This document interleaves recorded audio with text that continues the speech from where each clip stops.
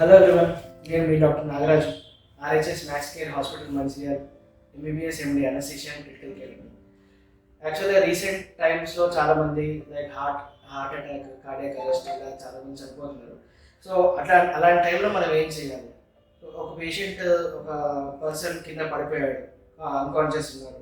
So ఎట్లా మనము CPR ఎట్లా చేయాలి, అది ఎలా చేయాలి? పేషెంట్ కాన్షియస్ ఉన్నాడా లేదా చెక్ చేయాలి ఫస్ట్. దాని తర్వాత బ్రీతింగ్ ఉందా లేదా అని మనము ముక్కు దగ్గర వేలు పెట్టి చూడడం, తర్వాత ఛాతీ దగ్గర పెట్టుకొని తల ఇట్లా పెట్టి చూడడం, రెస్పిరేషన్ అవుతుందా లేదా అని చెప్పేసి. ఒకవేళ లేదు అని అంటే కనుక మనం మన వేళ్ళతో ఏదైతే డామినెంట్ హ్యాండ్ ఉందో డామినెంట్ హ్యాండ్ పైన ఈ హ్యాండ్ పెట్టుకొని దీన్ని ఛాతీ మీద ఎక్కడైతే ఈ మనకు చిన్న బొక్క ఉంటుందో ఈ బొక్క మీద పెట్టి దాని తర్వాత ప్రెస్ చేయాలి విత్ ఎల్బోస్ స్ట్రెయిట్. ఇలా ప్రెస్ చేసుకుంటూ ఉంటే మనకు ఎమర్జెన్సీ ఏమైనా సర్వీస్ వచ్చేంత వరకు చూసుకుంటూ ఉండాలి. దాని తర్వాత మనం హ్యాండ్ ఓవర్ చేయాలి.